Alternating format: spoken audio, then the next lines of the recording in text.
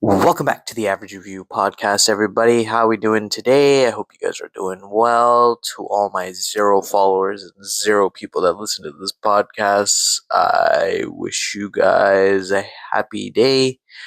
Today we are going to review Daredevil episode 3. It just came out last night. That was a great episode. Actually, not even great. I think it was a fantastic episode. The whole episode was dedicated to Hector's case.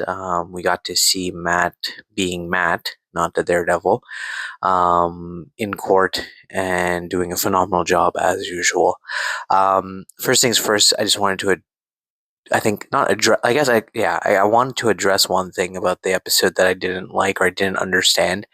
Actually, maybe there was a few things I didn't like, but this one was the one that was gnawing at me the most, and it was the fact that how the hell did Officer Powell and his partner survive? Because I'm pretty sure in the last episode they broke their necks. Like those guys were dead, like dead. Unless if I saw something that not everyone saw, or like I don't know, or I misinterpreted, or maybe they addressed it in the episode and I just missed it. I wasn't paying attention. I'm not even 100% sure because I am like almost 99% sure those guys are dead. Like dead. Like they shouldn't have been able to get up. But then he shows up in the bathroom and I'm like, what the hell? And he has like minimal damage and I'm like, okay, I guess you're alive. I guess, whatever. So I was just like, all right, it's cool. Okay. I swear, man, it was the most confusing thing. Like, I had to like take a moment and be like, "How is he? How is he alive? What the hell just happened?" But regardless, amazing episode. Um, let's start off with just like the court scene itself. Like, the whole thing about them getting Nikki to the court, only for Nikki to turn his back on them, and then Matt pulling basically the superhero card and exposing that he is, or that Hector is the White Tiger, which is pretty. I guess when you look at it, it was kind of the only way. It was a Hail Mary. It was kind of the only way to save him, which I understand. But I did like the fact that Hector did address to him that that's my secret to tell, and you shouldn't have said it, or you should have at least asked me. I'm glad that that was said in the show or in the episode or addressed that, this truly wasn't it. Just imagine how Matt would have felt if somebody exposed he was the Daredevil, right? And I think what I like about this episode is the fact that Hector is so adamant and he believes that he is the White Tiger and the White Tiger is part of his identity, whereas Matt struggles between Daredevil and Matt. And we see that because, like, you could see Matt trying to explain to Hector, like, you don't need the White Tiger, like, it's not who you are. But then Hector makes him realize a little bit, which kind of, I think, pisses him off in the sense, like, internally between himself, that, the White Tiger is me and I am the White Tiger. There's no difference. It's my identity. It's who I am, and you can't take that away from me. Whereas, like, Matt is struggling to, I guess, suppress his Daredevil side and forget about it and try to live a life without being Daredevil. But what Matt doesn't realize that the Daredevil is him at the end of the day. Sorry, that was really tough to say. And that it's a part of who he is, right? And he has to embrace it instead of trying to suppress it, which is, it's a nice little way of showing that, like, there are heroes out there who understand who they are, and then, there are heroes who are still in that conflict stage where they don't know if they want to be a hero or not, right?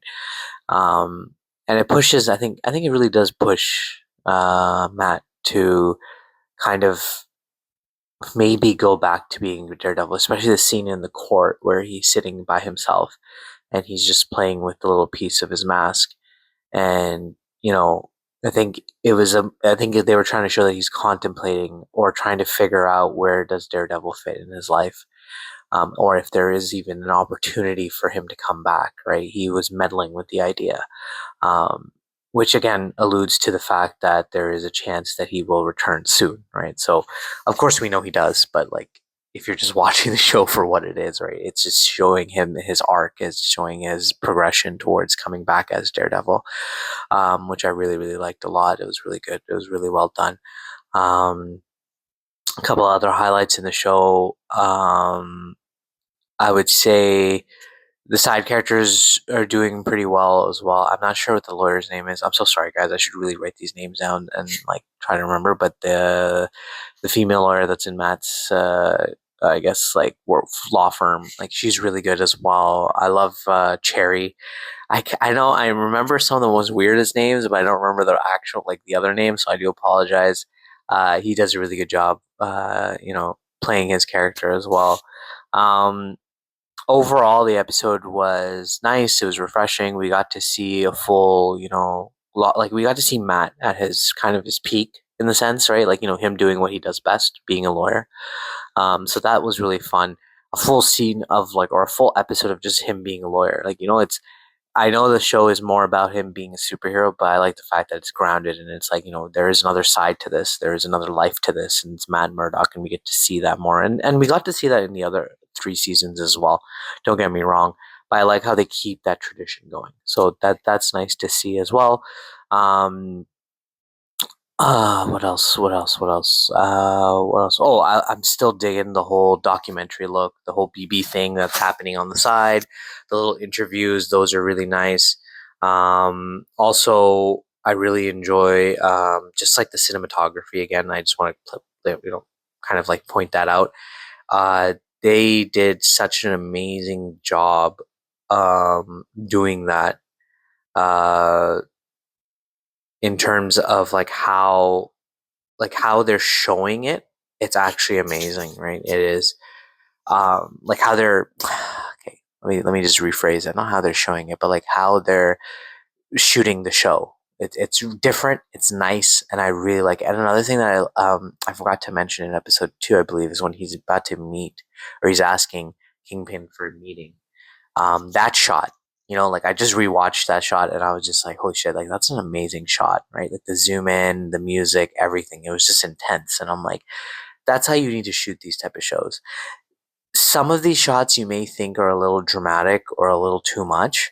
Um, and I will say sometimes the music is not necessary for some of the shots, but it works, right? And I think we need a little dramatic flair, but I hope it doesn't go overboard, because there are some shows or movies where they go overboard with the music and then the shots, and it becomes way too dramatic than it needs to be. There's some scenes that can just be silent and just no camera movement, just a straight shot.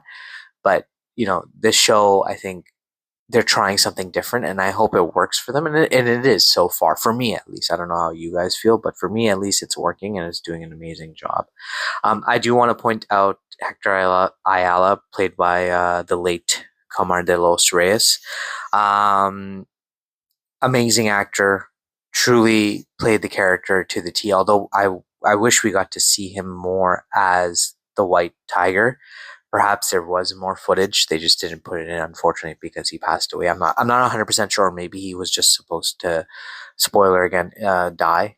So unfortunately, if he died, like if that was the case, then that's kind of sad. But I would have loved to see him as the White Tiger and fighting around, and maybe even doing an episode, team up episode with Daredevil at eventually in one of the episodes or seasons or something like that. That would have been really cool. But Mr. Reyes does a wonderful job at playing his character, and um, what I loved at the end of the episode was that in the beginning of the episode he mentions about this beach or this island or something that he goes and visits, and you can hear these frogs ribbit.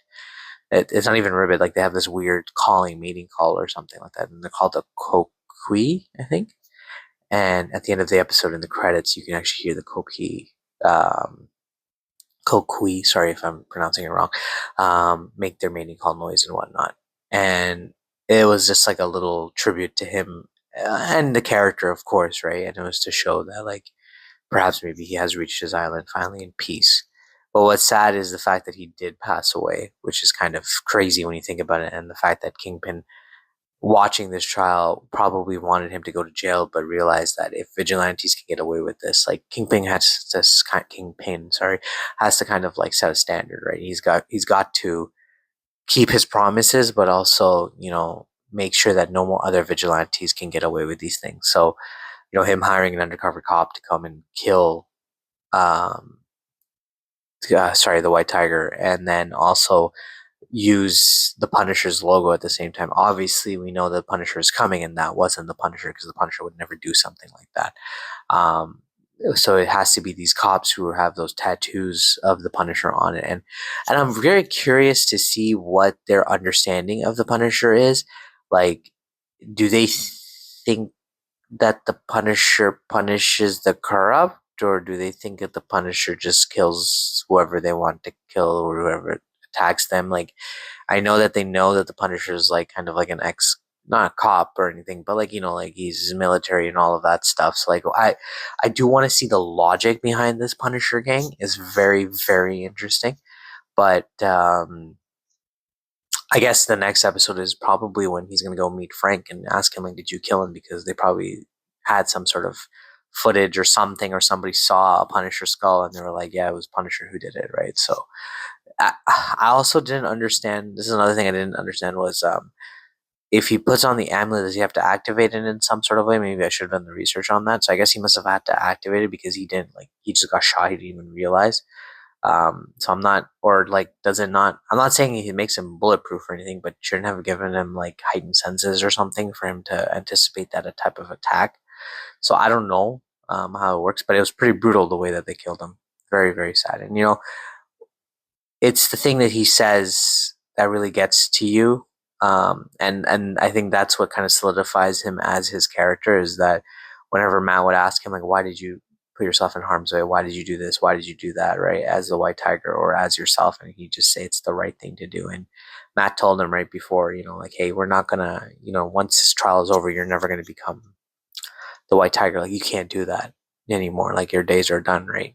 But he knows it's the right thing to do, and I think probably what made him put on that mask again and that suit again is because of all of those testimonies that came through, and he heard it and he just said, you know, he is making an impact, right? And he knows how much his city needs him. So to do this is a big deal. So for him, I think it was like I need to continue this no matter what the consequences are. So that was that was showing us that he is a real hero, because the hero is willing to do whatever it takes at the end of the day, right? Even if it's the wrong thing or the right thing, like they have to push through no matter what. So that was pretty cool. But yeah, overall great episode. I think they're headed in the right direction. I'm really excited to see where the next episodes come out. I'm totally cool with more lawyer filled episodes of them just working cases and stuff like that. Um, or even like having like a half lawyer, half Daredevil type scene. But of course, right now, we're focused more on Matt than we are on Daredevil. So hopefully Daredevil comes back soon. I'm excited to see the other action sequences. I think Frank is in the next episode. So I'm really excited to see that interaction between him and Matt. So let's see where it goes. But yeah, overall great episode. Solid, I would say 8 out of 10 for sure. But yeah, let me know how you guys feel, and I'll catch you on the next episode. All right, have a good one, guys.